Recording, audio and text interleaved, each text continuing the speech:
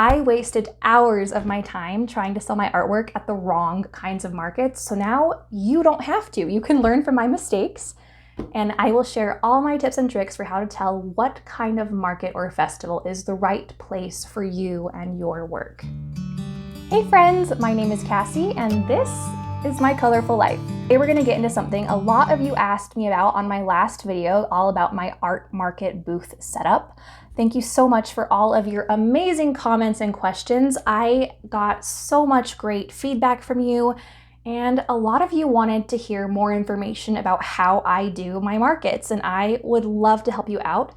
The first question we're gonna address is how to even find markets to apply to. Let's start with the obvious. Open up your favorite search engine and type your city name, art festivals or markets, and the year. And just a little note here, a lot of these tricks will also work for juried gallery expeditions. If you would like a video on how to find and apply for those, I could do a whole other section on that, but a lot of the research for that you could apply to galleries as well as festivals and markets. Time of year that you apply for markets. So right now it is May as I am filming this, and a lot of places in my area are still accepting applications for summertime markets, but they are going to start closing those applications around the end of this month. Most of the large festivals start opening their applications for next summers in November, October, in the fall. So keep in mind that you want to start thinking about next summer's calendar the year before. There are some websites out there that will want you to pay money in order to see a list of festivals and reviews on these festivals. Honestly, you don't need it. You don't need to spend money to do research about events going on in your area. If they are events that are so secretive you have to pay money to learn about them, the people who are attending those events are not going to be there in the first place. So you can find quite a bit just by going through Google and seeing what comes up for you there. Facebook events, there's quite a few of those. My other favorite way is to find local artists on social media.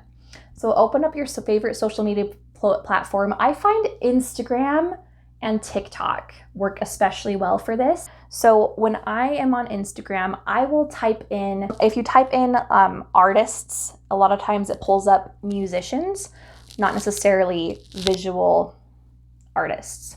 So I will type in like Utah art scene. You can usually pull up a gallery Instagram page and then go through their followers and see other artists in there. By finding artists in your area that have work similar genre to you, it will be a great way for you to network and learn about other events going on in the area.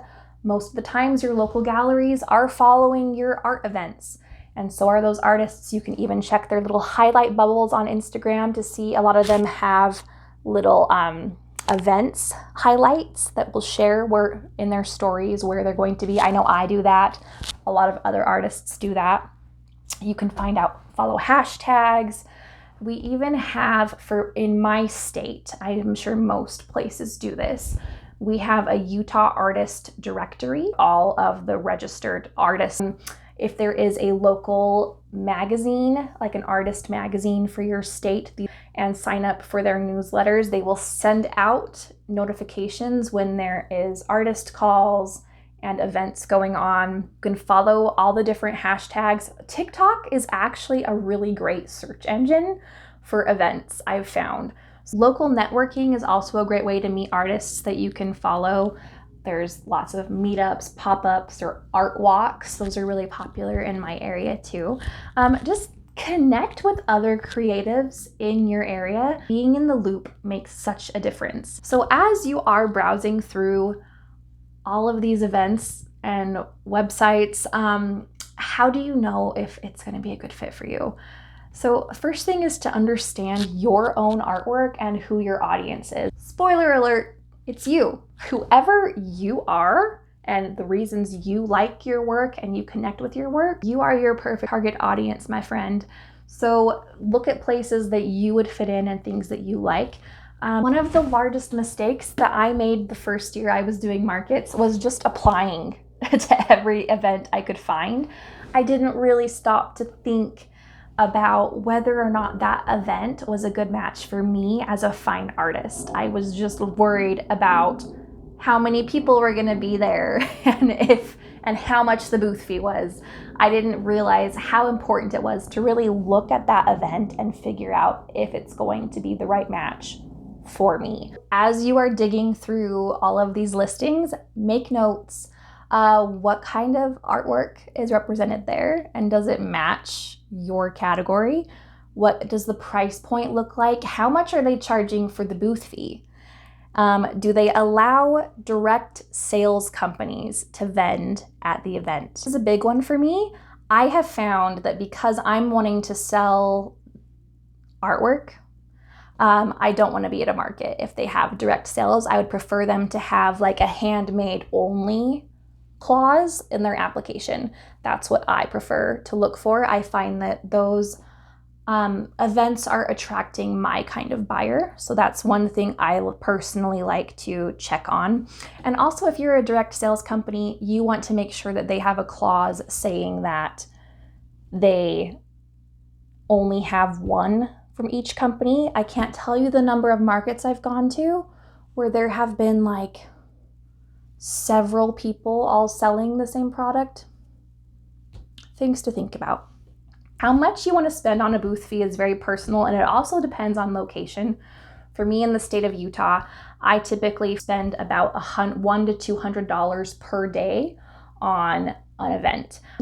So there are some art festivals that will charge anywhere from like $600 to $1,000 plus for the festival. I don't necessarily recommend applying for something like that for your very first time. I think it's good to warm up with a few others before diving into that.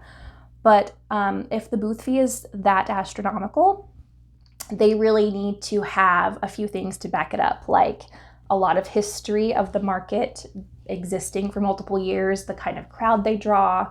I want to be able to look up artists that have been at that market and find out if they continue to go back to it year after year. You can usually kind of stalk them a little on Instagram and see if they've gone back again and again. That gives me a good indication that that is a good show for me to be at. Is it more of a craft fair where people are shopping for things like candles and stickers, like little impulse buys? There's nothing wrong with either type of market. However, if you're selling large canvas paintings or framed work, you need a space where your higher price point is going to fit in and not feel out of place. So I do attend both kinds of markets. Sometimes I will go to a craft market and sometimes I will go to a big art festival.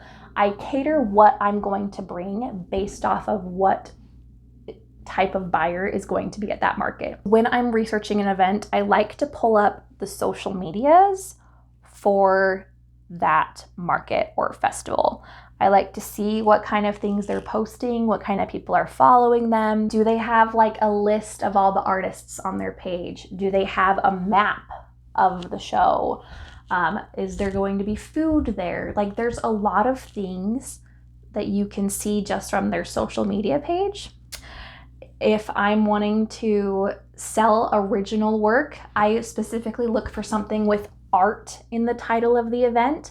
Once you find a market that seems like it's a good match, don't skip the research phase. Look for vendor feedback, either in reviews, comments, or sometimes even just Instagram DMs. Artists love to talk about what works for them and what doesn't. Most of my booth neighbors at markets become such good friends. I talked about this in my art festival setup video. Make friends with your booth neighbors and talk to them.